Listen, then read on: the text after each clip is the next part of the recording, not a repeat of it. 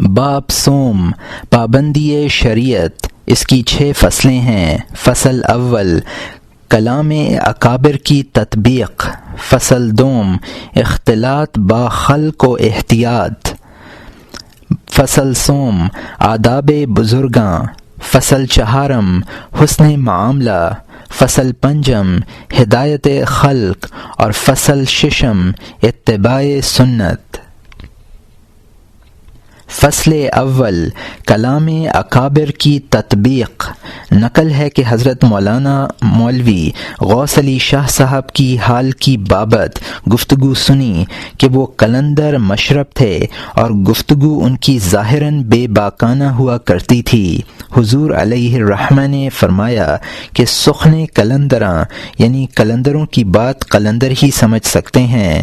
قلندراں دانند کے مطابق عام لوگ ان کی گفتگو نہیں سمجھتے اور ان کو گستاخ و بے باک خیال کرتے ہیں، جیسا کہ حضرت موسیٰ علیہ السلام کے وقت میں ایک مست مجذوب تھا۔ ایک روز حضرت موسیٰ علیہ السلام کو کوہ طور پر جاتے وقت وہ مجذوب ملا اور کہا کہ اے موسیٰ علیہ السلام، اپنے خدا کو میری طرف سے کہہ دینا کہ پلاؤ کی آگے ایک رکابی بھیجتا تھا، اب 2 رکابیاں بھیجا کرے۔ موسیٰ علیہ السلام نے فرمایا کہ تو خود کیوں نہیں کہتا؟ اس نے کہا کہ میری اور اللہ تعالیٰ کی آپس میں بول چال نہیں ہے، آپ ہی میری طرف سے عرض کر دینا۔ حضرت موسیٰ علیہ السلام نے کہا کہ تو بڑا گستاخ ہے۔ اس نے جواب دیا کہ آپ کو کیا غرض، میری طرف سے عرض کر دینا۔ آخر حضرت موسیٰ علیہ السلام کوہ طور پر تشریف لے گئے اور اللہ تعالیٰ سے ہم کلام ہوئے۔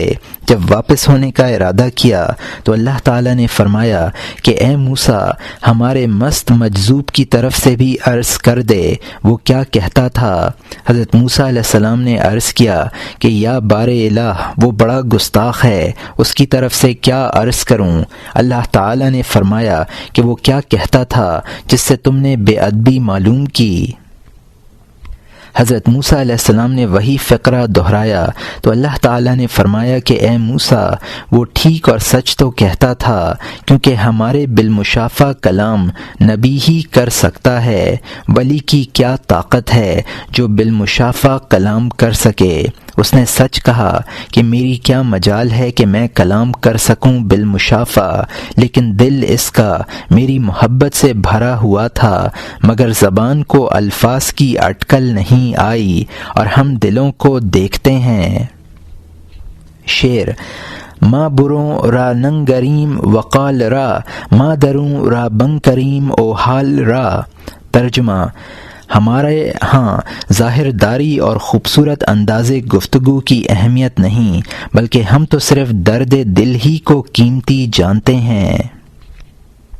نقل ہے کہ ایک روز حضرت غوث پاک سید عبد القادر جیلانی رحمۃ اللہ علیہ کا تذکرہ تھا کہ حضور غوث پاک نے جو یہ فرمایا کہ اولیاء اللہ کی گردنوں پر میرا قدم ہے، بظاہر اس کا کیا مطلب ہے؟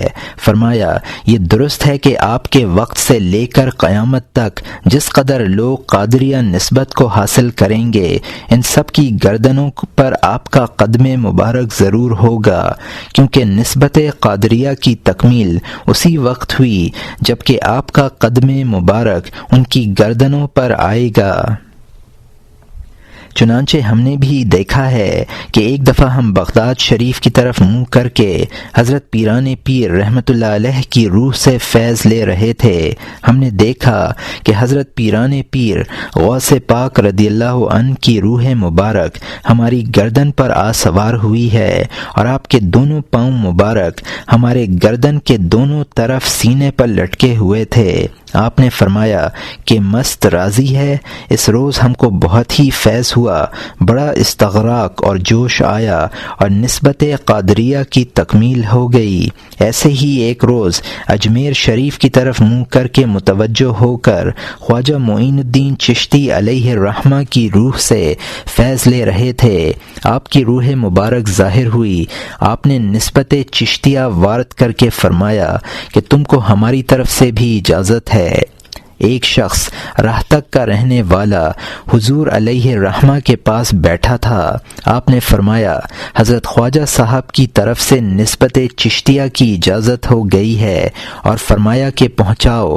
سو ہم تم کو پہنچاتے ہیں، مگر اس وقت حضور کی یہ حالت تھی کہ جوش و گرمی تپش بہت تھی اور منہ سے اشکیا شیر نکلنے لگے تھے، اور زانو پر جو ہاتھ رکھے ہوئے تھے انگلی بھی ہلنے لگ گئی تھی۔ فرمایا آج تو نسبت چشتیہ پوری ہی وارد ہو گئی، اور یہ شعر بھی بے اختیار زبان مبارک سے نکلے۔ یا الہی یا الہی یا الہ، جستجو میں تیری گزرے سالہا، نحنو اقربو جب کہ فرماتا ہے تو، پھر ہے کیوں یہ کد و کاوش جستجو۔ یہاں حاشیے میں لکھا ہے کہ اس آیت مبارک کی طرف اشارہ ہے، نحن اقرب الیہ من حبل الورید، یعنی ہم شہرک سے بھی قریب ہیں۔ اور یہاں حاشیہ ختم ہوتا ہے۔ بعض لوگوں نے شعر کی تصریح حضرت صاحب علیہ الرحمہ کی طرف منسوب کی ہے، سو یہ میری موجودگی میں تو وقوع میں نہیں آیا۔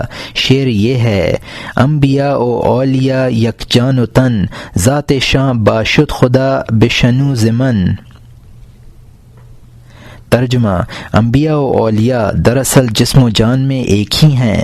میں تو یوں کہوں گا کہ ان کی ذات خدا کے فیض سے ہی ہے۔ البتہ برسبیل تذکرہ ایک روز ذیل کی تقریر بیان فرمائی تھی۔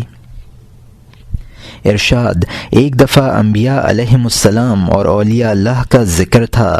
فرمایا کہ انبیاء علیہم السلام کو ذات الہی میں فنا اور بقا ساتھ ذات الہی کے اتم یعنی مکمل طور پر ہوتی ہے، اور اولیاء اللہ کو جس نبی کی وہ امت ہیں اس کی پیروی کرتے کرتے ذات الہی میں فنا اور اسی ذات کے ساتھ بقا تو فعل اس نبی کے ہو جاتی ہے، کیونکہ اولیاء اللہ اقوال و افعال، اٹھنے بیٹھنے، چلنے پھرنے، غرض تمام حرکات و سکنات میں انبیاء علیہم السلام کی تابع داری کرتے ہیں۔ تو چونکہ وہ جو ایک نور انبیاء علیہم السلام کو اصلی طور پر عطا ہوا تھا، وہ اولیاء اللہ کو ان کی تابع داری اور شریعت پر عمل کرنے سے حاصل ہو جاتا ہے، اور جان جس کو حیات کہتے ہیں اسی نور کا نام ہے۔ تو وہ نور توحید و معرفت جو حیاتی ہے، اول نبی کریم صلی اللہ علیہ وسلم میں کامل طور پر موجود تھی، اور پھر آن حضور صلی اللہ علیہ وسلم کی شریعت پر عمل کرنے اور اقوال و افعال و عقائد اور تمام حرکات و سکنات میں آپ کی تابع داری حاصل کرنے سے اولیاء اللہ کو حاصل ہوتی ہے، کیونکہ اولیاء اللہ اور دیگر امتی لوگوں کو جو کچھ ملتا ہے نبی کریم صلی اللہ علیہ وسلم کے وسیلے سے ملتا ہے۔ پس جب وہ حیاتی رسول خدا صلی اللہ علیہ وسلم سے اولیاء اللہ کے سینے پر وارد ہوتی ہے اور اولیاء اللہ کو اس میں فنا و بقا ہو جاتی ہے، تو اب روح تو اس وجہ سے کہ اس کو اسی نور میں فنا ہو چکی ہے، اور بدن اس لیے کہ وہ رسول خدا صلی اللہ علیہ وسلم کی تابع داری کرتے کرتے تمام افعال و اقوال، حرکات و سکنات اسی طرح بجا لانے لگا جس طرح رسول اللہ صلی اللہ علیہ وسلم ادا کیا کرتے تھے، اور ظاہر شریعت کے نور سے آراستہ ہو گیا، اس لیے ایک ہی ہو جاتے ہیں، جدائی کچھ باقی نہیں رہتی۔ انتہا۔ حاصل کلام اس شعر کے یہ معنی ہیں کہ جو انعامات رسول اکرم صلی اللہ علیہ وسلم و دیگر انبیاء علیہم السلام پر اللہ تعالی کی طرف سے بالذات فائز ہوئے ہیں، یعنی بہت افراد کے ساتھ، اور جن انوار کا مظہر ان حضرات کا بدن مبارک ہے، یعنی شریعت، طریقت، معرفت، چونکہ بوجہ اتباع جناب سرور کائنات رسول خدا صلی اللہ علیہ وسلم، ان بزرگوں کا بدن مبارک بھی انہی کمالات اور انعامات و انوارات کا مظہر ہے۔ اس لیے انبیاء و اولیاء یکجان و تن ہیں، کیونکہ ان تمام اولیاء اللہ کے سینے میں جو نور ہے وہ بعینہ وہی نور ہے جو رسول اللہ صلی اللہ علیہ وسلم کے سینہ مبارک میں تھا، اور بطور طبعیت اسی مقدس سینہ مبارک سے آیا ہوا ہے، اور صدر مبارک سید المرسلین صلی اللہ علیہ وسلم میں اسی ذات نے مع صفات الکمالیہ جو منزہ ہر نقصان سے ہے، یعنی تمام عیبوں سے پاک ہے، عروج و ظہور پایا ہے۔ جب اولیاء اللہ پر انہی انوارات کی واردات ہوئی جو سینہ رسول صلی اللہ علیہ وسلم میں مخزون تھے، یعنی خزانے میں شامل تھے، اور ان میں روح کو پوری فنا ہو گئی اور ظاہر بدن شریعت کے مطابق آراستہ ہو کر انوارات شریعت سے منور ہو گیا اور شریعت کا مظہر بن گیا، پھر انبیاء کے یکجان و تن ہونے میں کیا شک ہے؟ وجہ یہ ہے کہ رسول اللہ صلی اللہ علیہ وسلم کا وہی نور پہلے انبیاء و اولیاء کے سینے میں تھا، اور وہی زمانے کے اولیاء اللہ کے سینے میں ہے، اور قیامت تک تمام اولیاء اللہ کے سینے میں وہی ہوتا چلا جائے گا، اور یہ بعینہ وہی نور ہے جو رسول اللہ صلی اللہ علیہ وسلم کے سینہ مبارک میں تھا، اور اس سینہ مبارک میں نور عین ذات الہی کا تھا۔ بس یہ لازم یہ بات بھی آئی کہ تمام اولیاء اور انبیاء میں وہی توحید کا ایک نور جوش زن ہے، دوئی اٹھ گئی اور وحدت ظاہر ہو گئی، صرف تقدم و تاخر زمانی ہے، اور اس تقدم و تاخر زمانی کی وجہ سے اس نور میں کچھ فرق نہیں آتا، اور یہ وہی نور ہے جو اولیاء اللہ کو انبیاء علیہم السلام کے ساتھ قدیم سے ایک جان اور ایک تن کرتا چلا آیا ہے اور قیامت تک کرتا چلا جائے گا، اور یہی نور موجب ہے فنا فی الشیخ، فنا فی الرسول اور فنا فی اللہ کا۔ چنانچہ مولانا روم علیہ الرحمہ نے اس کی مثال میں لکھا ہے۔ مثنوی: آب خواہ از جو بجو خواہ از سبو، کائیں صبورہ ہم مدد باشد زجو، نور خواہ از ما طلب خواہی زخور، نور ما حمزہ آفتاب است اے پسر، مقتبس شو زود چوں یابی نجوم، گفت پیغمبر کے اصحابی نجوم، خواہ ز آدم گیر نورش خواہ ازو، خواہ از خم گیر میں خواہ از کدو، کیں کدو با خم پیوست سخت، نیچو تو شاداں کدوے نیک بخت، گفت طوبی من رآنی مصطفیٰ والذی یبصر لمن وجہی یرا، چوں چراغ نور شمع را کشید، ہر کے دیداں را یقین آ شمع دید، ہم چنی تا صد چراغ از نقل شد، دیدن آخر لقائے اصل بد، خواہ از نور پسیں بستاں تواں، ہیچ فرقے نیست خواہ از شمع داں، خواہ بی نور از چراغ آخریں، خواہ بی نورش ز شمع غابریں۔ ترجمہ اشعار یہ ہے: ڈھونڈ پانی خم سے تو خواہ نہر سے، خم میں جو پانی ہے آیا نہر سے، نور مہ سے لے تو یا خورشید سے، نور مہ خورشید کا ہے جان لے، یعنی چاند کا نور سورج کے نور سے مستفید ہوتا ہے۔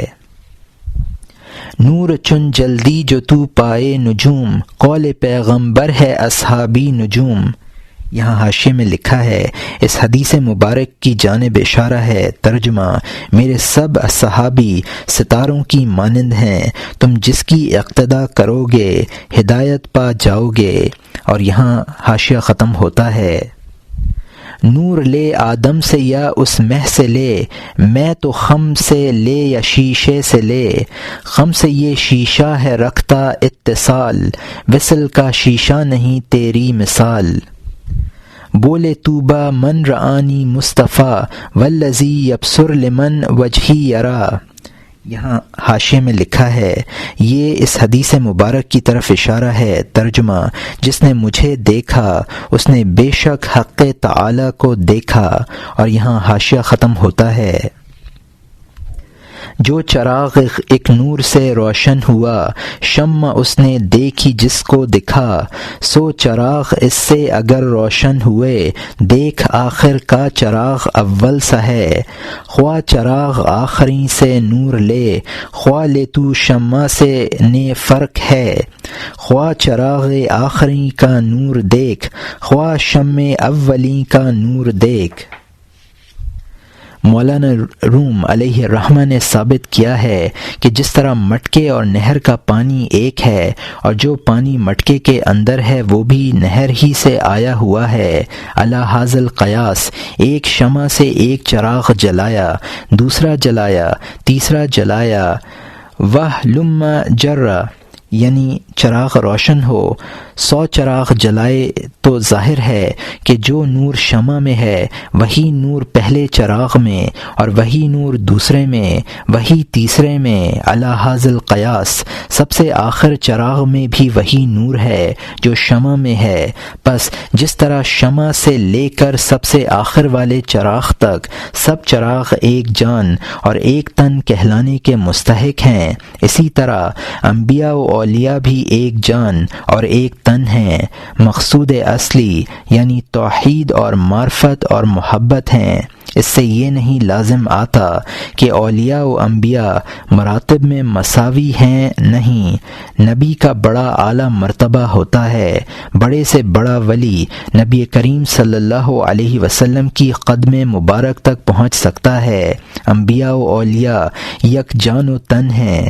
جو اولیاء و انبیاء میں اتحاد معلوم ہوتا ہے اس کی تفصیل تو ذکر ہو چکی ہے، لیکن صوفیاء کرام کے بعض کلمات طیبات ہیں جن سے اتحاد ذات الہی اور ذات اولیاء اللہ کا وہم ہوتا ہے۔ اس کی تفصیل ان 2 مکتوبات سے جو اکابر اولیاء اللہ کے ہیں ان میں خوب طرح سے واضح ہے۔ وَهُوَ هَذَا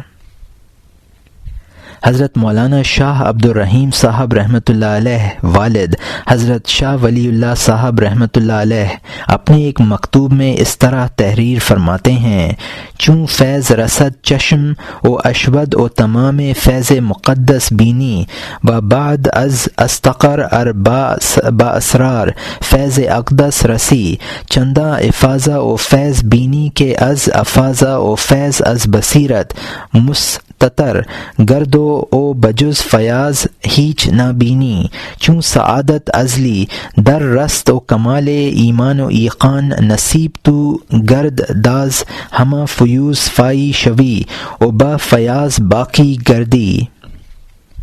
اور یہاں حاشیے میں لکھا ہے جب فقر مکمل ہو جاتا ہے تو اللہ کے رنگ میں رنگا جاتا ہے۔ اور یہاں حاشیہ ختم ہوتا ہے۔ الفقر اذا تم فهو اللہ این ست۔ ترجمہ جب فیاض اصل کا فیض پہنچے تو آنکھ کھل جائے اور تو پاک فیض کا تماشا دیکھے، اس حالت پر ٹھہر جانے کے بعد تو فیض اقدس کے اسرار پر پہنچے گا اور اس قدر اضافہ دیکھے گا کہ اضافہ و فیض کے غلبہ کی وجہ سے بصیرت پوشیدہ ہو جائے گی اور بجز فیاض کے کچھ نہ دیکھے گا۔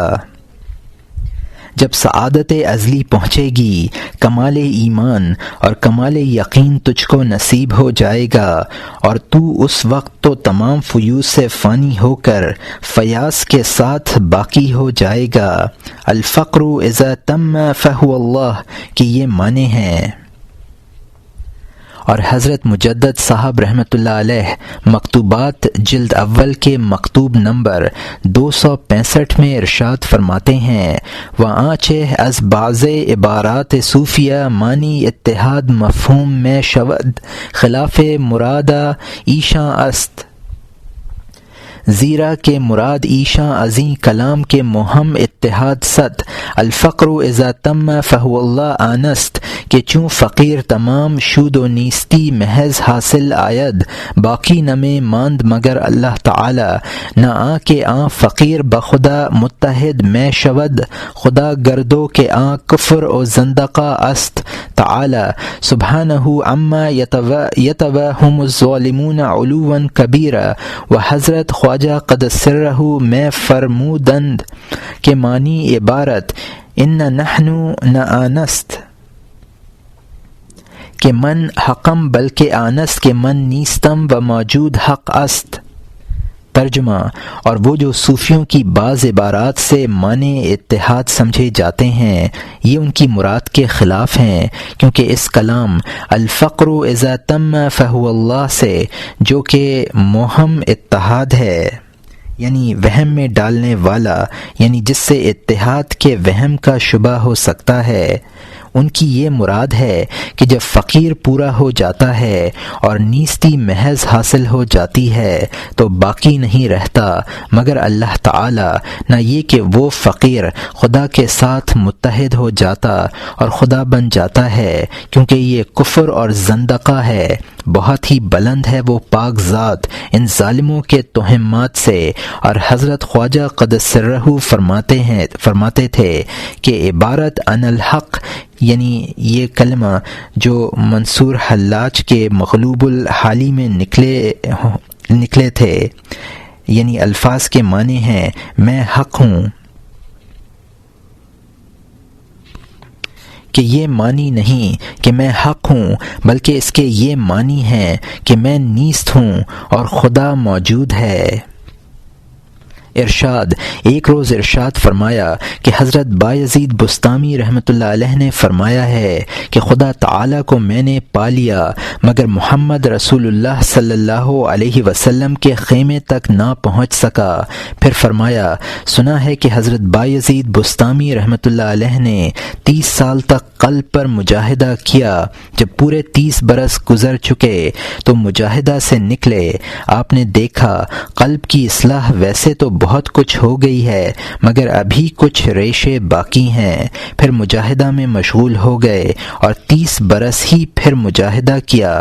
60 برس کے مجاہدہ کے بعد جب قلب بالکل درست ہو گیا تو لوگوں نے پوچھا، حضور اب کیا حال ہے؟ فرمایا، عرش معلی میرے قلب کے کونے میں ہے۔ پھر انہوں نے مجاہدہ شروع کیا تو دیکھا کہ ہماری روح اولیاء اللہ کی صفوں میں پہنچی، بڑے بڑے غوث قطب اور اولو العزم اولیاء اللہ کی صفوں میں پہنچی۔ پھر انبیاء علیہم السلام کی صف کے پاس بڑے زور مار کر پہنچی، ہر چند بڑی کوشش کی مگر آگے نہ بڑھ سکی۔ انبیاء علیہم السلام کی صف سے آگے رسول اللہ صلی اللہ علیہ وسلم کا خیمہ تھا۔ بہت زور مار کر اور بہت ہی کوشش کے بعد اتنا ہوا کہ رسول اللہ صلی اللہ علیہ وسلم کے خیمے کی رسیاں پکڑیں جو انبیاء علیہم السلام کی صف تک تنی ہوئی تھیں۔ اس پر ایک عالم نے سوال کیا کہ حضور اس سے تو یہ معلوم ہوتا ہے کہ رسول اللہ صلی اللہ علیہ وسلم اللہ تعالی سے بھی آگے ہیں، اور نیز یہ سوال پیدا ہوتا ہے کہ جب رسول اللہ صلی اللہ علیہ وسلم کے خیمے تک بایزید بسطامی رحمۃ اللہ علیہ جیسے اکابر کی رسائی نہ ہوئی تو یہ فقیر کہتے ہیں کہ ہمیں رسول اللہ صلی اللہ علیہ وسلم کی زیارت ہوئی، یہ زیارت کیسے ہوتی ہوگی اور کیوں کر اس صورت میں زیارت ہونی ممکن ہے؟ فرمایا کہ رسول اللہ صلی اللہ علیہ وسلم کی زیارت ہونی آسان ہے، پر رسول اللہ صلی اللہ علیہ وسلم کے خیمے تک پہنچنا بہت مشکل ہے۔ اسے یوں سمجھنا چاہیے کہ خیمے والا آپ ہی خیمے سے باہر نکل کر اپنی زیارت کرا دے تو آسان ہے، اور کسی کا خیمے تک پہنچنا مشکل ہے۔ اس کی مثال ایسی ہے جیسے بادشاہ اپنی رعیت کو دیکھنے کے واسطے دورے پر نکلے تو ہر شخص بادشاہ کی زیارت کر سکتا ہے، پر اتنی مجال کسی کی نہیں کہ بادشاہ کے تخت پر جا بیٹھے۔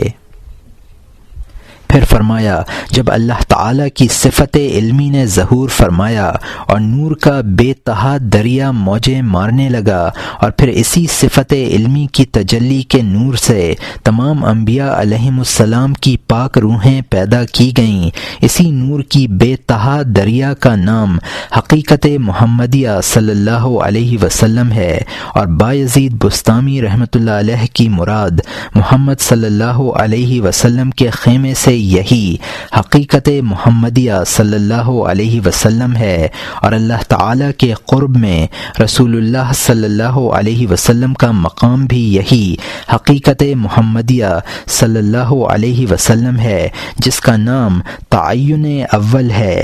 یہاں کسی ولی اللہ یا امتی کا تو ذکر کیا ہے، انبیاء مرسلین علیہم السلام کا بھی اس جگہ گزر نہیں سوائے ذات رسول اللہ صلی اللہ علیہ وسلم کے، کیونکہ اللہ تعالیٰ کے قرب میں سب سے زیادہ اعلیٰ مقام یہی ہے۔ باقی رہا اللہ تعالیٰ کا پانا اور اس کی ذات کا وصل ہونا، اس کی حقیقت یوں ہے کہ عرش کے اوپر عالم امر میں اللہ تعالیٰ کے قرب میں ہر انسان کی ایک حقیقت موجود ہے، اور ہر شخص کو اپنے اپنے درجہ اور استعداد کے موافق اسی حقیقت کے ذریعے سے اللہ تعالیٰ کی معیت حاصل ہے، کیونکہ اللہ تعالیٰ فرماتا ہے وَهُوَ مَعَكُمْ أَيْنَمَا كُنْتُمْ، یعنی اللہ تعالیٰ تمہارے ساتھ ہے تم جہاں کہیں ہو۔ تو ہر ولی اپنی اسی حقیقت اور معیت کے ساتھ اللہ تعالیٰ سے واصل ہوتا ہے، مگر حقیقت محمدیہ و احمدیہ صلی اللہ علیہ وسلم جو مقامات قرب میں سب سے اعلیٰ مقام اور بہت ہی دور ہے، اس مقام کو حاصل کر کے داخل ہونا بہت محال ہے۔ اس مقام میں انبیاء علیہم السلام کا ہی جب گزر نہیں تو پھر اولیاء اللہ اور دیگر امتی لوگوں کا کیا ذکر ہے کہ اس جگہ مقام بنا سکیں۔ پھر فرمایا ایک دفعہ خود ہمارے ساتھ بھی ایسا ہی معاملہ پیش آیا ہے، ہم نے دیکھا کہ علم کا ایک بہت بڑا دریا ہے، اور اس میں بڑے بڑے دستار والے عالم اور بہت سے صوفی لوگ داخل ہوئے ہیں، کوئی ٹخنوں تک پانی میں جا کر رہ گیا اور کوئی گھٹنوں تک چل کر تھک گیا، کوئی کمر تک پہنچا، کوئی سینے تک گیا، اور ایسے بہت کم عالم و صوفی تھے جو حلق تک پانی میں پہنچے، کچھ اور بھی آگے چلے مگر وہیں گر کر ڈوب گئے، غرض پار کوئی نہ نکلا، پر ہم بے تکان بڑی آسانی سے پار نکل گئے۔ آگے چل کر پھر ایک اور بہت بڑا دریا آیا، ہم اس سے بھی پار نکل گئے۔ ہم نے پوچھا یہ کس کا دریا ہے؟ آواز آئی کہ اولیاء اللہ کے نور اور معرفت کا دریا ہے، مگر ہم درود شریف پڑھتے رہے اور یہ خیال رہا کہ اس کی برکت سے آسانی کے ساتھ پار نکل جائیں گے۔ پھر ہم اور آگے چلے، وہاں سبز رنگ کے نور کا ایک بڑا لمبا چوڑا بے تھا دریا دیکھا، یہ صحابہ کرام رضوان اللہ علیہم کا دریا تھا۔ اس کے اندر داخل ہو گئے اور برابر درود شریف پڑھتے رہے، مگر اس دریا میں داخل ہو کر ہم نے یہ دیکھا کہ ہمارا سارا بدن نور بن گیا، ہم کو اپنا سارا بدن نور ہی نور نظر آتا تھا۔ ہم اس دریا سے بھی پار نکل گئے۔ آگے ایک اور دریا دیکھا کہ جس کے اول و آخر کا کہیں پتہ ہی نہ ملتا تھا، وہ انبیاء علیہم السلام کے نور کا دریا تھا۔ ہم اس میں بھی داخل ہوئے، کچھ تھوڑی دور گئے، پھر واپس چلے آئے۔ اس میں اگر ذرا بھی ہم قدم آگے رکھتے تو یہاں لوٹ کر نہ آتے۔ پھر فرمایا وہاں کے ذوق و شوق، وہاں کی کیفیات اور اسرار و لذات کا کیا ذکر کیا جائے، عقلیں کند ہیں، اور وہاں کی باتیں یہ دنیا کی عقلیں ادراک کرنے سے عاجز ہیں۔ پھر فرمایا رسول اللہ صلی اللہ علیہ وسلم کی زیارت بعض کو اس طریقے سے بھی ہو جاتی ہے کہ کوئی درود شریف کثرت سے پڑھے تو درود شریف کا نور ہی اس کو رسول اللہ صلی اللہ علیہ وسلم کی مثالی شکل میں نظر آ جاتا ہے، اور بعضوں کو اپنے قرب و مرتبہ کے موافق رسول اللہ صلی اللہ علیہ وسلم کی زیارت اسی عنصری بدن مبارک کے ساتھ بھی ہو جاتی ہے جو تمام اسماء و صفات کا مظہر اور تمام مقامات و کمالات کا جامع ہے، اور یہ زیارت خاص زیارت ہے اور یہ خاص لوگوں کو ہی ہوتی ہے۔ باقی رہا اس مقام میں رسول اللہ صلی اللہ علیہ وسلم کی زیارت ہونا جو اللہ تعالیٰ کے قرب میں ہے اور جس کا نام حقیقت محمدیہ و احمدیہ صلی اللہ علیہ وسلم ہے، وہاں سے صرف فیض آتا ہے۔ ارشاد، ایک روز ارشاد فرمایا کہ حضرت بایزید بستامی رحمۃ اللہ علیہ نے فرمایا ہے، مصرع، ترک دنیا، ترک عقبہ، ترک مولا، ترک ترک۔ آپ نے اس قول میں 4 ترک فرمائے ہیں جو سالک کے لیے ضروری ہیں۔ جب تک یہ 4 ترک سالک نہیں کرتا اپنے مطلوب کی طرف کا سیر اسے حاصل نہیں ہوتا۔ اول ترک تو دنیا کا ہے جو ظاہر ہے، اس ترک کے بغیر چارہ ہی نہیں۔ نمبر 2، ترک عقبہ یعنی بہشت و دوزخ کا امید و خوف چھوڑنا ہے، کیونکہ جو عبادت بہشت و دوزخ کے امید و خوف سے ہو اس میں بھی مطلوب حصول جنت ہے۔ وصل ذات الہی مطلوب نہیں، اس لیے عاشقان الہی کے واسطے اس کا ترک کرنا بھی ضروری ہوا۔ نمبر 3، ترک مولا ہے، سو یہ بھی سچ ہے کیونکہ جب کوئی سالک یہ دونوں مذکورہ ترک دل سے لے کر دے تو اس پر تجلیات انوار ظاہر ہوتے ہیں اور ان میں بشارات بھی ہوتی ہیں، اور ان انوارات و تجلیات کو دیکھ کر سالک سمجھ بیٹھا کہ یہی خدا ہے۔ جو چیز سالک کے خیال میں خدا آئے اس کو ترک کرتا جائے، کیونکہ اللہ تعالیٰ کی ذات پاک بے چگوں اور بے چوں اور بے مثل اور بے مانند ہے اور ادراک عقل سے آگے ہے، اسی کا نام ترک مولا ہے۔ نمبر 4، آخری ترک ترک ہے، اور ترک ترک کا مطلب یہ ہے کہ جس قدر انوارات و تجلیات سالک پر کھلیں اور وارد ہوں اور جس خیال کو وہ خدا سمجھے سب کو ترک ہی کرتا چلا جائے، کسی تجلی پر نہ ٹھہرے۔ شعر، سن او طالب مولا والے والمولا دیں آویں، ہر دم قدم اگیرے رکھیں ٹھہر کتے نہ جاویں۔ ترجمہ، اے طالب مولا سن، اپنے مولا کی طرف یوں بڑھ کہ تیرا ہر قدم آگے ہی پڑے اور کسی جگہ تو رک نہ جائے۔ فصل دوم، اختلاط با خلق و احتیاط۔ ارشاد، ایک دفعہ ارشاد فرمایا کہ جس کا باطن خداوند تعالی سے ملا ہوا ہے وہ ظاہر میں اگر لوگوں سے اختلاط رکھے تو کچھ حرج نہیں۔ نقل معتبر ہے کہ ایک دفعہ حضور علیہ الرحمہ ڈیرہ بسی میں تھے۔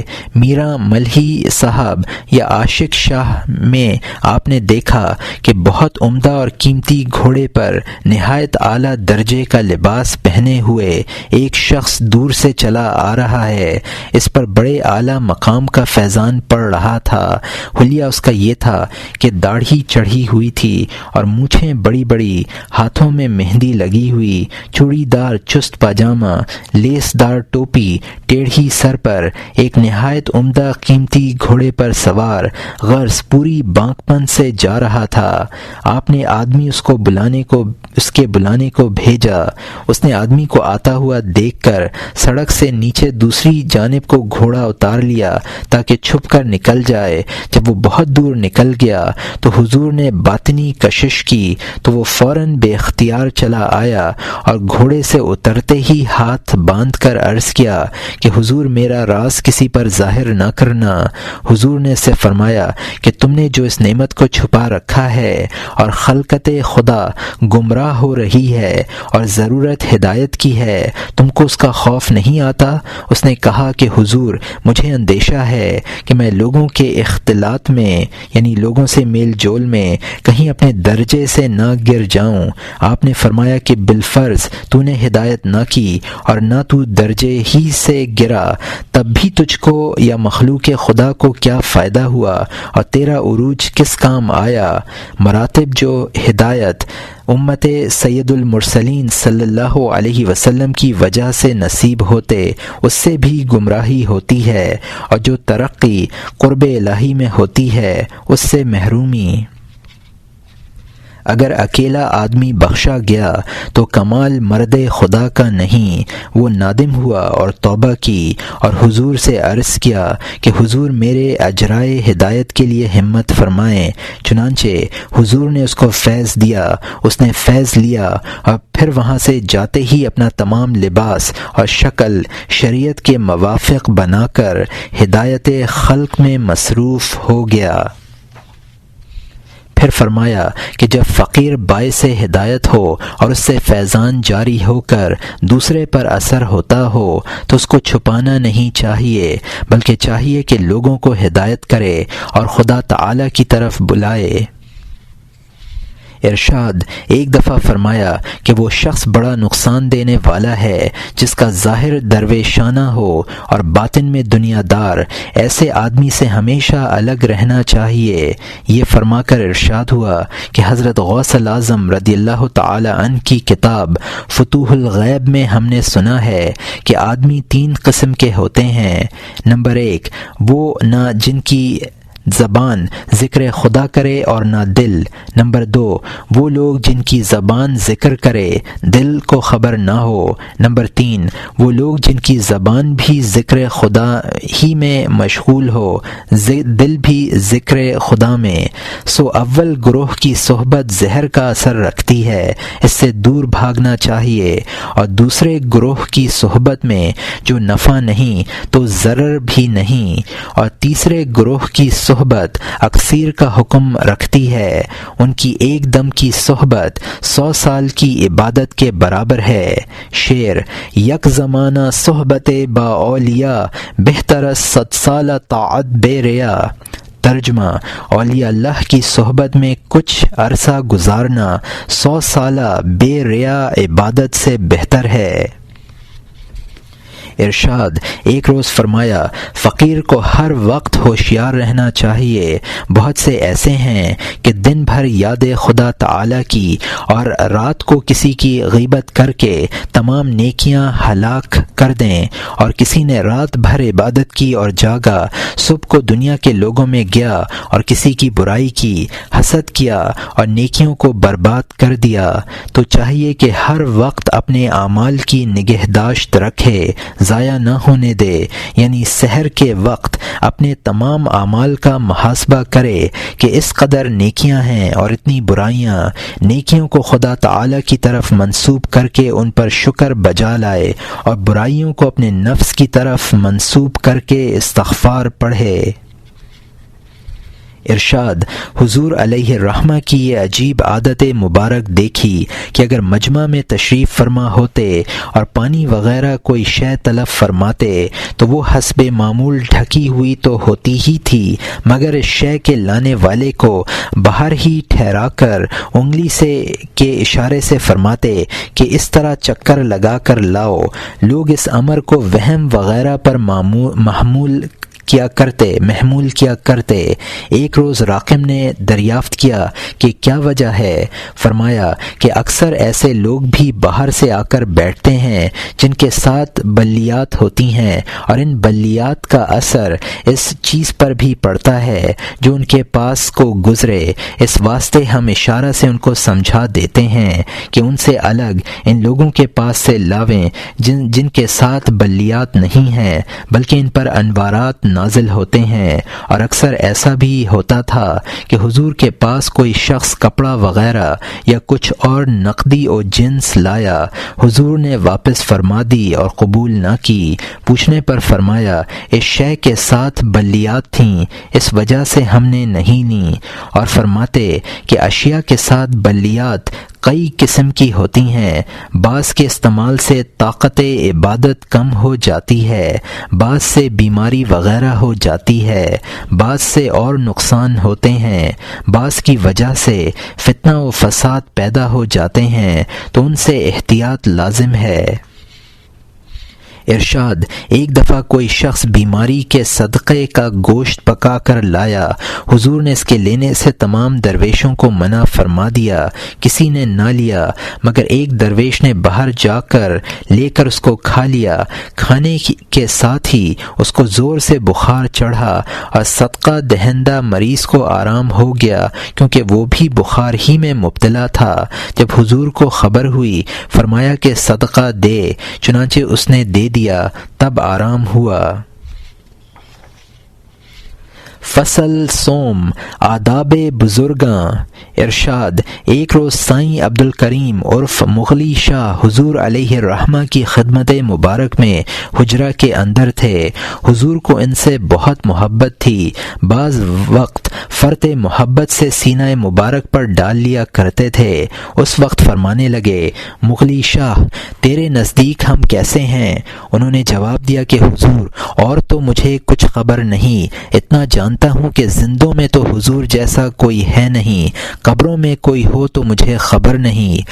حضور بہت خوش ہوئے اور فرمایا کہ مغلی شاہ، تو آج بچ گیا، آداب بزرگان کا تو نے اچھا لحاظ رکھا۔ آج تو اس وقت کہہ دیتا کہ آپ جیسا کوئی نہیں اور نہ ہوا ہے تو مرتبہ سے گر جاتا۔ یہ تو نے خوب ہی جواب دیا اور نہایت خوش ہوئے۔ ارشاد: ایک دفعہ کوئی شخص اہل علم جو کسی بزرگ کا مرید تھا، جوش محبت میں کہنے لگا کہ 4 امام تو ہیں مگر 5واں امام اب اس وقت میرا پیر ہے۔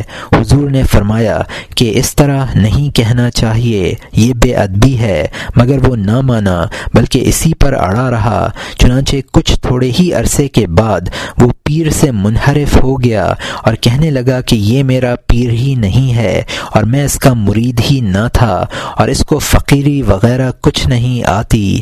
حضور نے فرمایا کہ یہ تیری بے ادبی کا نتیجہ ہے کہ تو اپنے پیر کو ائمہ مجتہدین کے برابر بناتا تھا۔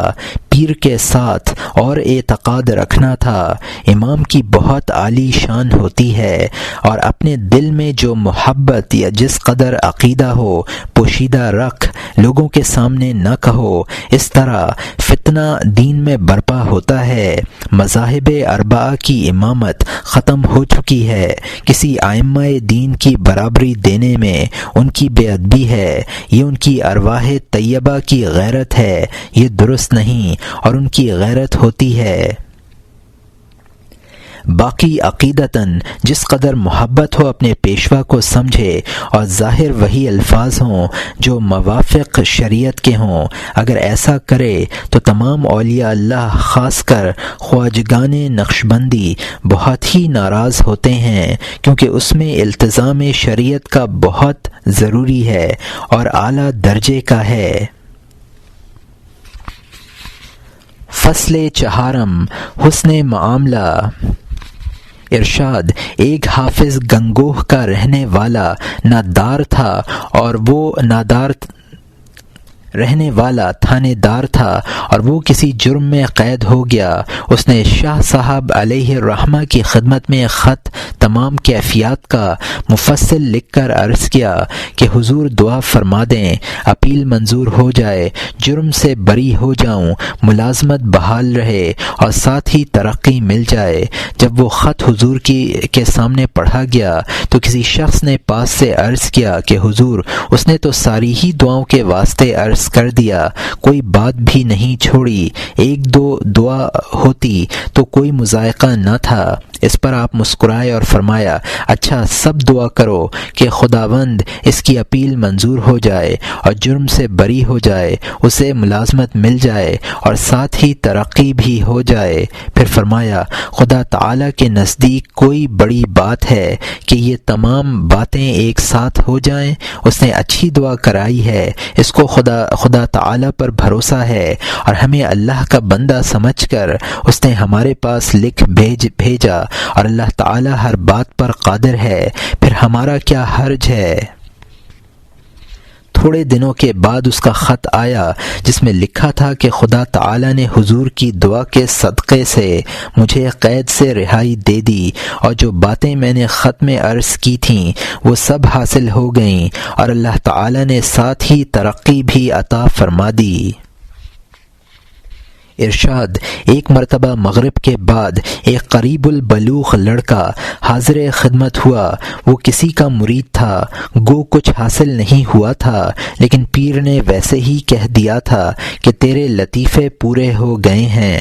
وہ حضور کی خدمت میں عرض کرنے لگا کہ حضور میرے 9 لطیفے تو پورے ہو گئے، آپ دعا فرما دیں کہ 10واں لطیفہ بھی جاری ہو جائے۔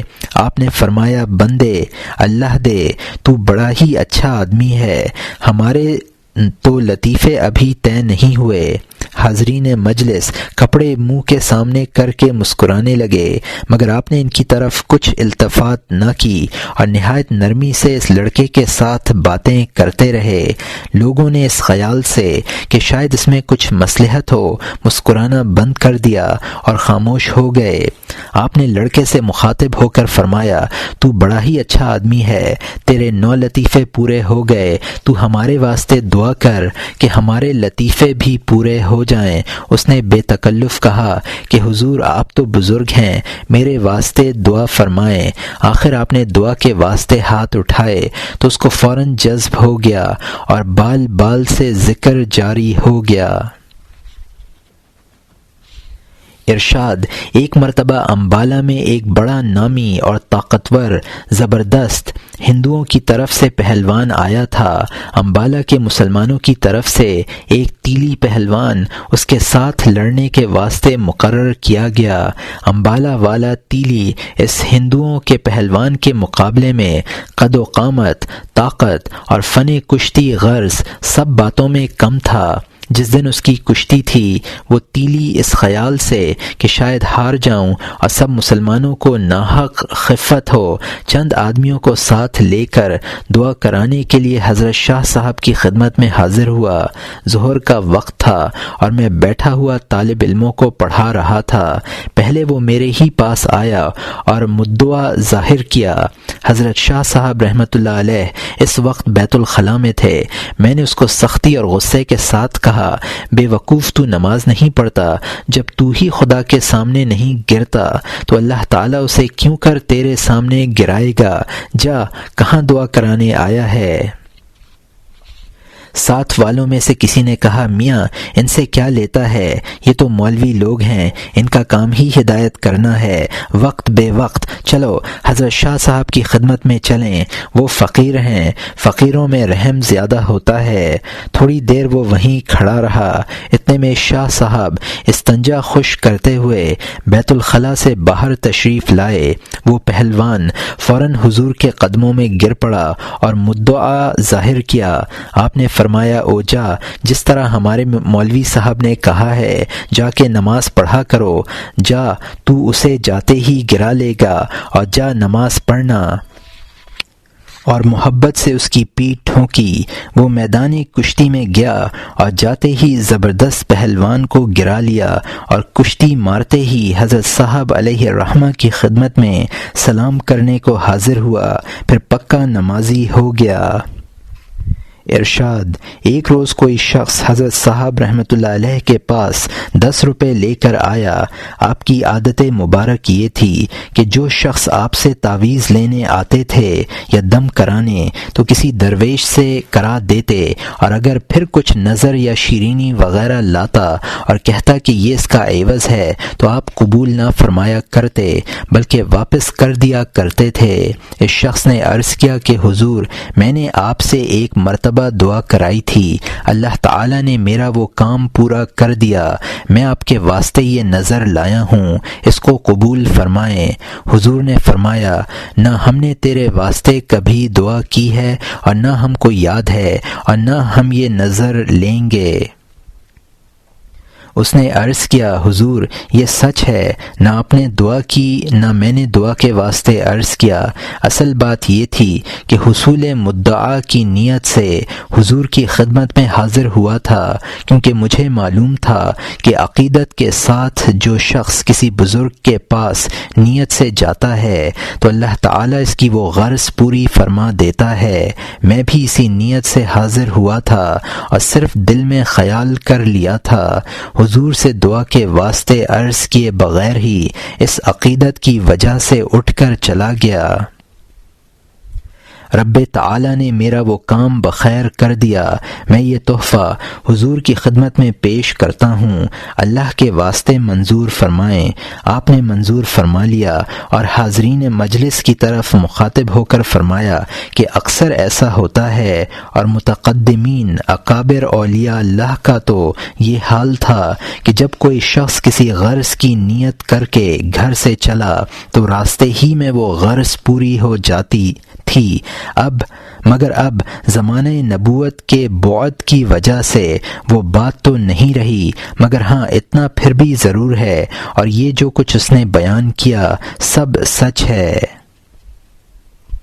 ارشاد: حضور کی عادت مبارک تھی کہ جب کوئی سوالی آتا تو آپ دست مبارک کی انگلیوں کے اشارے سے فرما دیا کرتے کہ اس کو 3 پیسے دے دو یا 5 یا جس قدر دلانے منظور ہوتے۔ پہلے سوال پر کسی کو خالی نہیں جانے دیتے تھے، البتہ جب کوئی دوبارہ سوال اور تقاضا کرتا تو بعضوں کو دلا دیا کرتے اور بعضوں کو نہ دلاتے، خواہ کتنا ہی تقاضا کیے جاتا۔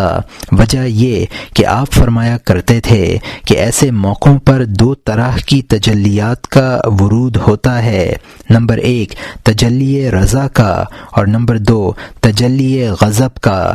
اگر تجلی رضا کا ورود ہوتا ہے تو درویش اس میں سیر کرتا ہے اور معلوم کر لیتا ہے کہ اللہ تعالیٰ اس کام پر راضی ہے، اور وہ جو بزرگوں نے لکھا ہے کہ ایسے وقت میں فقیر اپنے دل سے فتویٰ لیتا ہے، مفتیوں سے نہیں لیتا، اس دل سے فتویٰ لینے کے یہی معنی ہیں۔ پھر فرمایا کہ ایک دفعہ ایک بزرگ صورت نے ہم سے مراقبہ میں فرمایا کہ ایک بھلا آدمی طالب علم اس شکل و صورت کا ہے، اس کے پاؤں میں جوتی نہیں رہی، اگر وہ آپ کے پاس آئے تو اس کو جوتا لے دینا۔ صبح سے انتظار کرتے کرتے ظہر کا وقت ہو گیا۔ جب نماز ہو چکی تو اس صورت کا ایک شخص آیا کہ اس کے پاؤں میں جوتی نہیں تھی، اور اس نے جوتی کا سوال کیا تو ہم نے اس کو جوتی دلا دی۔ پھر فرمایا کہ خدا تعالیٰ کو جو دلانا ہوتا ہے خود ہی دلا دیتا ہے اور اشارہ ہو جاتا ہے، اور دوسری غضب کی تجلی ہوتی ہے۔ جس کام کے کرنے سے غضب کی تجلی ظاہر ہو تو فقیر سمجھ لیتا ہے کہ یہ کام اللہ تعالیٰ کی ناراضگی کا باعث ہے، پھر فقیر بالکل اس کا مرتکب نہیں ہوتا، خواہ کتنا ہی کوئی تقاضا کرے۔ ارشاد: ایک روز ایک عورت خدمت اقدس میں حاضر ہوئی اور کہا کہ حضور مجھے بیعت فرما لیں۔ حضور نے فرمایا کہ جا کسی سے نکاح کر لے، پھر تجھ کو بیعت کر لیں گے۔ اس نے عرض کیا کہ حضور مجھے کوئی نہیں چاہتا، تو آپ نے فرمایا کہ جب تو چاہے گی تو کوئی اور بھی چاہ کر تجھ سے نکاح کر لے گا۔ وہ عورت وہاں بیٹھنے لگی کہ کچھ دیر ٹھہرے۔ حضور نے حکم دیا کہ اس کو باہر نکال دو، چنانچہ درویشوں نے اس کو نکال دیا۔ وہ چلی گئی اور صبح ہوئی تو لوگوں نے کہا کہ بے شک یہ شخص ولی اللہ ہے۔ لوگوں نے کہا کہ تجھ کو تو جھڑک کر باہر نکال دیا اور بیعت نہ کی، پھر تو نے کس طرح جانا کہ یہ ولی ہیں؟ اس نے کہا کہ میں فعل شنی کر کے حالت جنب میں حاضر خدمت ہوئی تھی، اس واسطے حضور نے شناخت کر لیا اور بیعت نہ کیا اور مجھے نکلوا دیا۔ پھر ان کے ولی اللہ ہونے میں کیا شک ہے؟ اور پہلے میرے دل میں نکاح کرنے کا ارادہ بالکل نہ تھا، مگر اب حضور کے ارشاد کے ساتھ ہی پختہ ارادہ ہو گیا ہے۔ چنانچہ تھوڑے عرصے کے بعد اس نے نکاح کر لیا۔ ارشاد، ایک دفعہ کا ذکر ہے کہ ایک ہندو بڑھیا عورت بانگر کی رہنے والی تھی۔ حضرت صاحب علیہ رحمہ کی خدمت میں حاضر ہوئی۔ اس کے بیٹے نے کوئی خون کر دیا تھا اور اس مقدمہ میں وہ گرفتار تھا۔ عرض کیا کہ حضور میرے بیٹے کے واسطے دعا فرمائیں کہ وہ چھوٹ جائے، خون کے مقدمے میں وہ گرفتار ہے۔ حضور کی عادت مبارک تھی کہ جب کوئی اہل مقدمہ دعا کی استدعا کرتا تو آپ یوں فرمایا کرتے تھے کہ خداوند حق کرنا، اس بڑھیا کی استدعا سن کر مجھے بھیجا کہ اس سے پوچھو واقعی اس کے بیٹے نے خون کیا ہے یا اس پر یوں ہی تہمت لگی ہے۔ بڑھیا بولی، حضرت جی حاکم کے سامنے تو میرے بیٹے نے انکار کر دیا ہے، مگر تم بھگوان کے پیارے ہو، بھگوان جھوٹ سے برا مانے ہے، خون تو واقعی میرے بیٹے نے ہی کیا ہے، وہ رحم کرنے والا ہے، آپ دعا فرمائیں۔ میں نے واپس آ کر سارا واقعہ حضور سے عرض کیا۔ اس پر آپ نے فرمایا کہ خداوندہ حق کرنا، کیونکہ ظالم پر رحم کرنا مظلوم پر ظلم کرنا ہے، اور ظالم پر سختی مظلوم پر رحم ہے۔ پھر حضور نے ایک یہ تقریر فرمائی کہ اللہ تعالیٰ کی رحمت عام ہے، اس کے دربار میں امیر غریب فقیر گدا سب یکساں ہیں، اور اس کی رحمت سب کو گھیرے ہوئے ہے۔ اسی طرح فقیر لوگوں کو بھی چاہیے کہ وہ اللہ تعالیٰ کی صفت رحیمی کا برتاؤ اس کے بندوں کے ساتھ کیا کریں۔ قیامت کے دن بعض فقیر اس واسطے پکڑے جائیں گے کہ انہوں نے حق ناحق نہیں دیکھا، ناحق والے کے لیے دعا کر دیا کرتے تھے، اس کی صفت رحیمی کا برتاؤ نہیں کیا تھا۔ فقیر کو چاہیے کہ جس قدر لوگ اس کے پاس آئیں سب کو رحم کی نظر سے دیکھے، جب اس کے پاس کوئی دعا کرانے آئے تو حق ناحق کا خیال رکھے کہ ناحق والے کے حق میں اس واسطے دعا نہ کرے کہ وہ نظریں وغیرہ بہت لاتے یا خدمت زیادہ کرتے ہیں، اور فقیر کو چاہیے کہ بیعت کے وقت بھی امیر و غریب سب پر یکساں نظر رکھے، یہ نہ کرے کہ جو امیر ہو اس کو مرید کر لے اور غریب کو نہ کرے۔ اللہ تعالیٰ کی اصل نعمت کا دسترخوان بڑا وسیع ہے۔ ایک اصل نعمت تو اللہ تعالیٰ کی کلمہ طیبہ ہے، لا الہ الا اللہ محمد الرسول اللہ۔ اس کلمہ میں اس کی تمام مخلوقات شریک ہے۔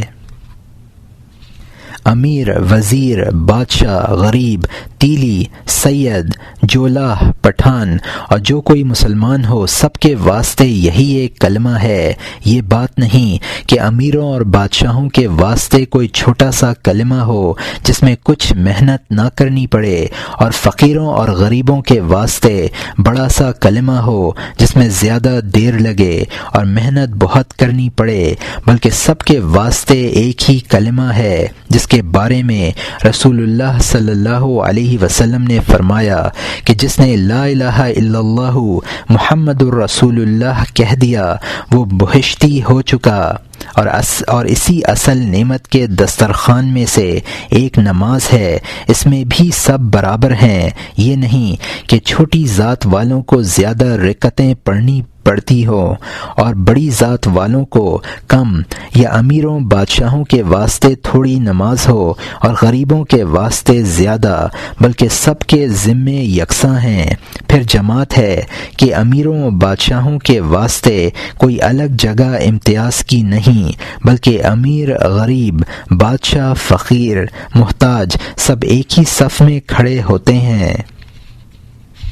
کسی کی مجال نہیں کہ ایک دوسرے کو کسی جگہ سے ہٹا سکے۔ اسی طرح رسول اللہ صلی اللہ علیہ وسلم نے اس صفت رحیمی کا برتاؤ کر کے دکھا دیا کہ جب جنگ احد میں حضرت امیر حمزہ رضی اللہ تعالی عنہ کو وحشی غلام نے شہید کر دیا تو حالانکہ رسول اللہ صلی اللہ علیہ وسلم کو حضرت امیر حمزہ رضی اللہ تعالی عنہ کی شہادت کا از حد رنج تھا، کیونکہ آپ کو ان سے از حد محبت تھی اور آپ ان کو شیر خدا فرمایا کرتے تھے۔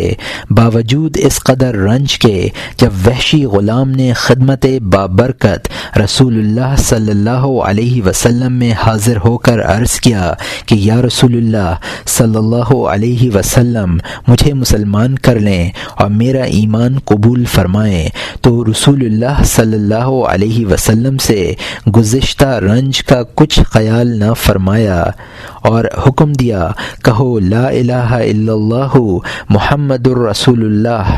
جب وہ مسلمان ہو چکا تو فرمایا کہ ایمان تیرا قبول ہو چکا، مگر تو ہماری نظر سے الگ رہ، کیونکہ تیرے اوپر نظر پڑنے سے میرے دل میں چچا کا غم تازہ ہو جاتا ہے۔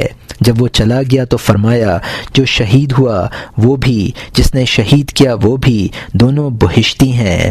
اس حدیث کے الفاظ ہیں القاتل والمقتول ہما فی الجنہ، یعنی شہید ہونے اور شہید کرنے والا دونوں جنتی ہیں۔ حضرت حمزہ رضی اللہ تعالی عنہ کا جنتی ہونا تو بسبب شہادت کے ظاہر ہے، اور وحشی غلام کا اس وجہ سے کہ وہ سید المرسلین صلی اللہ علیہ وسلم کے حضور میں ایمان لایا اور کلمہ شہادت پڑھا اور آپ نے اس کا ایمان قبول فرمایا، یہ کمال درجے کا رحم فرمایا۔ اس واسطے فرمایا ہے رسول اللہ صلی اللہ علیہ وسلم نے کہ فرماتا ہے اللہ تعالی ارحموا ترحموا، یعنی رحم کرو تم بھی رحم کیے جاؤ گے، یعنی تم بندوں پر رحم کرو اللہ تعالی تم پر رحم کرے گا، اور جو رحم نہ کرے گا بندوں پر اللہ تعالی سے بھی رحم کا مستحق نہ ہوگا۔ فصل پنجم، ہدایت خلق۔ ارشاد، ایک روز کا ذکر ہے کہ ایک سکھ جو غالباً ناپ کی طرف کا رہنے والا تھا آپ کی خدمت میں حاضر ہوا۔ اس کو سکھ لوگ بھائی جی کہہ کر پکارتے تھے، اور ان میں وہ گرنتھ کا پڑھنے والا اور واقف تھا۔ اس نے عرض کیا کہ حضور مجھے بھی نام خدا بتا دیں لیکن کلمہ نہ سکھائیں۔ آپ نے فرمایا بندے اللہ کے، ہم کو تو یہی آتا ہے اور اسی کو تو سیکھنا نہیں چاہتا۔ اس نے عرض کیا حضور آپ تو پرمیشر یعنی اللہ تعالی کے روپ ہیں، آپ کو 100 چیزیں آتی ہیں، کچھ اور ہی ارشاد فرمائیں۔ فرمایا ہاں، خوب بات بتائی۔ اس سکھ کی طرف مخاطب ہو کر حکم دیا آ تجھے کچھ سکھائیں۔ جب وہ پاس آیا تو آپ نے اپنے دست مبارک سے اس کا مونڈھا ہلا کر کہا کہہ میں نہیں۔ اس نے کہا میں نہیں۔ اتنا کہتے ہی اس پر استغراق کی حالت طاری ہو گئی۔ آپ نے پھر اس کا مونڈھا ہلا کر فرمایا او بندے رب کے، جلدی نہ کر، آگے بھی کہہ لے، کہو رب ہے۔ اس نے کہا رب ہے۔ اتنا کہتے ہی بالکل بے ہوش ہو گیا اور تقریباً گھنٹہ بھر اسی حالت میں رہا۔ جب اس پر یہ استغراق کی حالت طاری ہوئی تو آپ نے مسکرا کر فرمایا ایتھے نہیں ادھار سودا نقداں دا۔ ترجمہ، یہاں کوئی ادھار نہیں بلکہ ہم نقد سودا دیتے ہیں۔ پوری طرح ہوش تو اسے عصر کے وقت آیا تھا، لیکن گھنٹہ بھر کے بعد کچھ ہوش آیا تو کہنے لگا حضور آپ نے تو مجھے وہی کلمہ سکھا دیا جس کا میں انکار کرتا تھا۔ یہ دیکھیے حضور میرے تمام بدن سے کلمہ جاری ہے اور شور پڑ رہا ہے۔ آپ نے فرمایا ہاں، خوب موج کیا کرو، اور کلمہ شریف باقاعدہ پڑھنے لگا۔ جب وہ اپنے گھر گیا تو وہاں بھی یہی کہا کرتا تھا کہ گرنتھ میں کچھ نہیں، جو کچھ ہے اس کلمہ شریف میں ہے، اور بہت دنوں تک کلمہ شریف پکارتا رہا اور پھر کلمہ شریف کی اسی استغراقی حالت میں مر گیا۔ ارشاد، ایک حافظ قرآن شریف بنگالہ کا رہنے والا رمضان شریف میں حاضر خدمت حضور علیہ الرحمہ ہو کر عرض کرنے لگا کہ حضور میرے واسطے دعا فرمائیں تاکہ لوگ میرا قرآن شریف سنیں۔ تمام مسجدیں حافظوں سے رکی ہوئی ہیں اور میرا قرآن شریف کوئی نہیں سنتا۔ آپ نے فرمایا تو لوگوں کو کیوں سناتا ہے؟ عرض کیا حضور مدعا یہ ہے کہ تراویح میں میرا قرآن شریف سنیں، میں تنگ دست ہوں تو شاید میرا خرچ چل جائے۔ فرمایا بندے اللہ دے تو لوگوں کو کیوں سناتا ہے؟ قرآن پاک جس کا کلام ہے اسی کو سنا، وہ اس کو سب سے زیادہ پیارا ہے اور سب سے زیادہ قدر کرے گا، کیونکہ اس کا کلام جو ہوا کلام والے کو اپنے کلام کی زیادہ قدر ہوتی ہے۔ اس نے عرض کیا حضور اسے کس طرح سناؤں؟ فرمایا تو نماز بھی پڑھتا ہے کہ نہیں؟ عرض کیا ہاں۔ فرمایا تو بس جس طرح نماز میں اس کے سامنے ہاتھ باندھ کر کھڑا ہو جاتا ہے اور یہ تصور ہوتا ہے کہ وہ میرے کلام کو سن رہا ہے، اسی طرح قرآن شریف بھی اسی کو سنا دو، اس کی اچھی قدر کرے گا۔ چنانچہ اس حافظ نے یہ معمول کیا کہ دریائے گھگر پر جا کر قرآن مجید تراویح کی نیت سے پڑھا کرتا اور لنگر میں آ کر کھانا کھا لیتا۔ ایک دن اس نے عرض کیا کہ حضور اب تو لذت بہت آنے لگی ہے اور خوب دل لگتا ہے اور قرآن خوانی میں ایسا معلوم ہوتا ہے کہ سچ مچ اللہ پاک خود ہی سن رہا ہے۔ فرمایا بس تو اللہ تعالی نے تیرا قرآن شریف منظور کر لیا ہے۔ غرض اس نے تمام قرآن مجید اسی طرح ختم کیا۔ ایک روز قرآن شریف پڑھتے ہوئے سکرت سی ہو گئی اور غنودگی آ گئی۔ جب آنکھ کھلی تو دیکھا دوپٹہ کے پلے میں 60 یا 70 روپے بندھے ہوئے ہیں۔ وہ لے کر خوش ہوتا ہوا حضرت علیہ الرحمہ کی خدمت مبارک میں حاضر ہوا اور سارا قصہ بیان کیا۔ آپ نے فرمایا تو نے ادنا چیز کی نیت کی تھی سو وہ تجھ کو مل گئی، اگر تو وصل کی نیت کر لیتا تو تجھے وصل ہی ہو جاتا، جا خیر ہو گئی۔ یہ بالکل حلال روزی ہے اور خود خدا تعالی کی دی ہوئی ہے۔ ارشاد ایک روز حضور علیہ الرحمہ توجہ دے رہے تھے، اسی اثنا میں ایک سکھ بھی جو ہمیشہ حضور سے خدا کا نام پوچھا کرتا تھا آ کر حلقہ میں بیٹھ گیا۔ اس پر جو توجہ پڑی تو انکشاف ہو گیا۔ ایک بکری چلی جا رہی تھی، کہنے لگا اس کے پیٹ میں 2 بچے ہیں۔ ایک عورت پانی لیے آ رہی تھی، اس کو کہنے لگا کہ اس کے پیٹ میں لڑکا ہے۔ چنانچہ ایسا ہی ظہور ہوا۔ حضرت علیہ الرحمہ نے اس کو روکا کہ ظاہر نہ کرنا چاہیے۔ آخر بد پرہیزی اور حلال و حرام میں تمیز نہ رکھنے کی وجہ سے وہ کیفیت اس کی زائل ہو گئی۔ صحبت کامل نے تو اپنا اثر کر لیا، جو خود قدر نہ کرے اور نگاہ نہ رکھے اس کا کیا علاج؟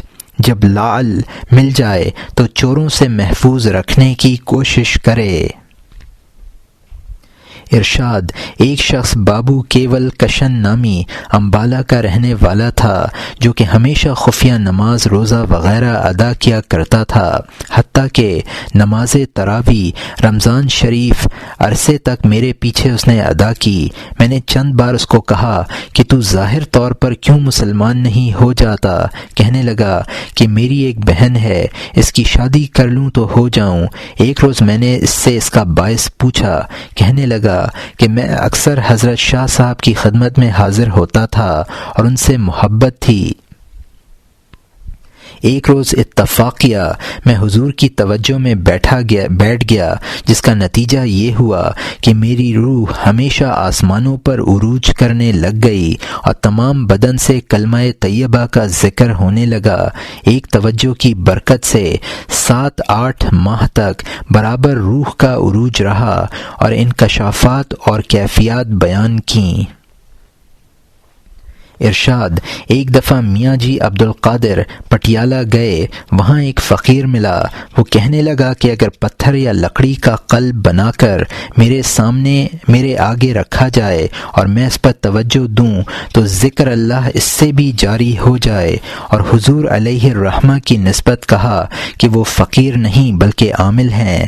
میاں جی صاحب اس کلام سے رنجیدہ ہوئے، مگر یہ ترغیب دی کہ کسی طرح حضرت علیہ الرحمہ کے حضور میں انہیں لے چلیں، تب انہیں کیفیت معلوم ہوگی۔ چنانچہ ان کی ترغیب سے آخر وہ فقیر کہنے لگا کہ میاں چلو ہم شاہ صاحب کے پاس چلتے ہیں اور ان سے فقر کے بارے میں گفتگو کریں گے۔ چنانچہ میاں جی صاحب کے ساتھ وہ آیا اور خدمت مبارک میں پہنچا، مگر ایسی اس پر ہیبت طاری ہوئی کہ مطلق بول نہ سکا، چپ چاپ بیٹھ رہا۔ بڑی دیر کے بعد حضور علیہ الرحمہ نے فرمایا کہ کہو تم کہاں سے آئے ہو اور کیا چاہتے ہو؟ وہ برابر خاموش بیٹھا رہا، کچھ نہ بولا۔ حضور ہی خود بخود دو درویشوں سے مخاطب ہو کر فرمانے لگے کہ بعض لوگوں کو قلبی ذکر کچھ کھل جاتا ہے تو پھر اس میں مشغول ہو کر آئندہ ترقی نہیں کرتے، وہیں رہ جاتے ہیں، حالانکہ بدن کے اور اعضاء کا بھی تو ذکر میں حصہ ہونا چاہیے۔ کیا وہ قیامت کو دعویٰ نہیں کریں گے کہ ہم کو ذکر الہی کا حصہ کیوں اس نے نہیں دیا، اور خدا تعالی کے حضور رسول اللہ صلی اللہ علیہ وسلم پر درود بھیجنے والے ذکر و فکر سے خالی نہیں ہوا کرتے، اور اگر اسی کا نام عامل ہے تو تمام اولیاء اللہ ایسے ہی ہوئے ہیں، اور اگر لوگ جن بھوت وغیرہ کو متی کرنے کا نام عامل رکھتے ہیں تو یہ کام ان سے نہیں ہوا کرتا، یہ دھوکے بازوں کا فعل ہے۔ خدا اور رسول خدا صلی اللہ علیہ وسلم اپنے متیوں کو ایسے دھوکوں سے بچا لیتے ہیں۔ چنانچہ وہ فقیر وہاں سے رخصت ہو کر چلا گیا۔ راستے میں میاں جی نے اس سے کہا کہ تو نے شاہ صاحب سے گفتگو کیوں نہ کی؟ اس نے کہا کہ مجھ پر آپ کی اس قدر ہیبت طاری ہوئی کہ مجھ میں بات کرنے کی تاب نہ رہی۔ مجھے معلوم ہو گیا کہ حضرت شاہ صاحب کامل مکمل فقیر ہیں۔ میرے تمام اعتراضات کا خود ہی معقول جواب اپنی تقریر میں ادا فرما گئے، اور اس وقت ان کے سامنے میں یہ سمجھتا تھا کہ میرے میں فقر کا نام و نشان نہیں رہا ہے۔ نقل معتبر ہے کہ ایک فقیر امبالہ میں تالاب پر جو شہر سے مغرب کی طرف واقع ہے آ کر ٹھہرا، اور ایک عمل کے زور سے اس نے تمام شہر کے امیر و غریب کو اپنی طرف کھینچا، حتیٰ کہ شہر کے تمام نامی اور سر برآوردہ ادنا و اعلیٰ غرض سب لوگ اس کے پاس حاضر ہو کر سلام کر چکے۔ ایک دن لوگوں سے اس نے پوچھا کہ شہر میں کوئی شخص ایسا تو نہیں رہا جو ہمارے سلام کے لیے نہ آ چکا ہو؟ انہوں نے جواب دیا کہ سب حاضر ہو چکے ہیں، ایک شاہ صاحب نہیں آئے۔ اس پر اس نے ایک آدمی حضرت علیہ الرحمہ کی خدمت مبارک میں بھیجا کہ آ کر سلام کرو۔ حضرت علیہ الرحمہ نے اس کو 1 روپیہ اور کچھ مٹھائی دلا کر فرما دیا کہ ان کو کہہ دینا کہ ہم مجبور ہیں۔ کیا ہوا جو ایک میرے جیسے مسکین بندے نے نہ سلام کیا، معاف رکھو۔ اس نے نہ مانا اور پھر آدمی بھیجا۔ حضور نے پھر بھی اسی طرح سے تواضع سے معافی مانگی۔ تیسری دفعہ اس نے پھر آدمی بھیجا کہ یا تو آپ آ جائیں ورنہ میں کشش کر کے آپ کو بلا لوں گا۔ یہ سن کر فرمایا کہ اچھا اس بھتنی دے نو کہہ دیو کہ جا کھینچ لے، ہم نے شریعت کے موافق تیرے سامنے عاجزی کی، تو نہیں مانتا، جا جو تیرا جی چاہے کر لے، اس سے کہہ دو کہ جس طرح چاہے کھینچ لے۔ دوسرے دن صبح کو اس نے پھر آدمی بھیجا کہ اب کشش کرنے لگا ہوں۔ فرمایا ہوں۔ پھر آپ نے حجرہ بند کر لیا اور وظائف میں مشغول ہو گئے۔ تھوڑی دیر ہوئی کہ وہ فقیر ننگے سر ننگے پاؤں بھاگا ہوا آیا اور مسجد کے دروازے پر جہاں حضور مشغول تھے بے دھڑک گرا۔ حضور نے دروازہ کھول کر اس کو پکڑا اور خوب مارا، یہاں تک مارا کہ وہ بے ہوش ہو گیا۔ جب ہوش میں آیا تو آپ نے فرمایا کہ بتلا کہ تیرے اندر کیا بھوت بلا بڑی ہوئی تھی جس نے تجھ کو مغرور کیا، اب تیری وہ بلا کدھر گئی، اب کیوں بھاگا آیا؟ وہ کہنے لگا حضور میں نے آیت کریمہ با موکل پڑھی تھی اور اس کے موکل میرے تابع ہو گئے تھے، وہ تمام مخلوق کو کھینچ کھینچ کر میرے قدموں پر ڈالا کرتے تھے، اور اب حضور نے جو وہاں جا کر میرے تماچا مارا تو پہلے ہی تماچے کے ساتھ میرا عمل ٹوٹ گیا اور وہی موکل مجھے کان سے پکڑ کر دھکے دیتے ہوئے یہاں لے آئے اور پھر سب بھاگ گئے۔ اب میرے پاس کچھ نہیں رہا۔ پھر وہ قدموں پر گر پڑا اور عرض کیا کہ حضور مجھے مسلمان کریں۔ چنانچہ آپ نے اس کو توبہ کرائی اور حمام بھرنے کی خدمت اس کے سپرد کی اور فرمایا اچھا ہوا، ہماری اس مار نے تیرے اندر کی صفائی خوب کر دی۔ چنانچہ 6 ماہ تک وہ مسجد کا پانی بھرتا رہا، پھر اس کو کلمہ شریف تلقین کیا۔ اگرچہ وہ مسلمان تھا مگر اس عمل کی وجہ سے اس نے اپنے آپ کو مسلمان نہ سمجھا اور مسلمان کرنے کو عرض کیا۔ شعر: کار مرداں روشنی و گرمی است، کار دونا ہیل و بے شرمی است۔ ترجمہ: مردان خدا کا کام انوارات اور سوز دل کا حصول ہے، کمینوں کا کام ہیلے بہانے بنانا اور بے شرمی ہے۔ ارشاد: ایک روز فرمانے لگے کہ جو صاحب ارشاد ہوتا ہے اس کی ہر بات میں جان پڑ جاتی ہے اور روح مبارک رسول اللہ صلی اللہ علیہ وسلم سے اس کی پرورش ہو جاتی ہے۔ چنانچہ ایک دفعہ کوئی صاحب ارشاد کسی علاقہ پر متعین ہوئے مگر وہاں کے لوگ ہدایت قبول نہیں کرتے تھے نہ سنتے تھے۔ موسم قحط سالی کا تھا۔ انہوں نے یہ تجویز کی کہ بہت سے مزدور بلائے کہ ہمارا کام کر دو اور اپنی مزدوری لو۔ وہ آ گئے تو آپ نے فرمایا کہ نماز پڑھو اور یہ تسبیح کر لیا کرو۔ 8 روز تک کرا کر بعد دینے مزدوری کے ان کو رخصت کر دیا کرتے اور فرمایا کرتے اب تمہاری مرضی ہے، چاہے کرو چاہے نہ کرو۔ دوسرے ہفتے میں اور 20 مزدور اپنے ہاں رکھ لیے اور ان سے بھی یہی کام کرایا کرتے، غرض 8 دن تک رکھتے اور بعد دینے مزدوری کے رخصت فرما دیا کرتے اور آئندہ کو اور نئے بھرتی کر لیتے۔ جو مزدور ان کے پاس جاتے ان سے نہ نماز قضا ہوتی نہ وظیفہ، اور وہ اپنا کام و مزدوری وغیرہ بھی برابر کیے جاتے اور اس میں ان کو خوب لذت آتی۔ اگر کسی کا کبھی وظیفہ یا نماز قضا بھی ہو جاتی تو آ کر دعا کراتے کہ ہمارا معمول قضا ہو گیا، آپ دعا فرمائیں۔ تھوڑے عرصے میں بہت ہی ہدایت ہو گئی اور خلقت کو خوب فیض پہنچا اور تمام لوگوں کو معلوم ہو گیا کہ یہ شخص ولی اللہ ہیں۔ سب معتقد ہو گئے اور خوب فیض مخلوق الہی کو پہنچا۔ صاحب ارشاد میں یہ تاثیر ہوتی ہے کہ جس جگہ وہ بیج بو دے وہیں جم جاتا ہے اور خوب پھلتا پھولتا ہے۔ سو چاہیے کہ خدا کا نام صاحب ارشاد سے سیکھے اور صاحب ارشاد ہی کی صحبت میں بیٹھے۔ قطب ارشاد ظل نبوت کا ہوتا ہے، یعنی خلیفہ رسول اللہ صلی اللہ علیہ وسلم کا ہوتا ہے۔ یہ صاحب ارشاد حضرت خواجہ عزیزان علی رام میتنی رحمۃ اللہ علیہ تھے۔ صاحب رشحات نے اس واقعہ کو بالتفصیل لکھا ہے۔ مؤلف نقل ہے کہ ایک دفعہ امبالہ کا ایک ڈپٹی بیعت کے واسطے آیا۔ حضور اس وقت پاخانے میں تھے۔ آپ کے متوسلین میں سے کسی نے حجرہ کے اندر بیٹھا دیکھا۔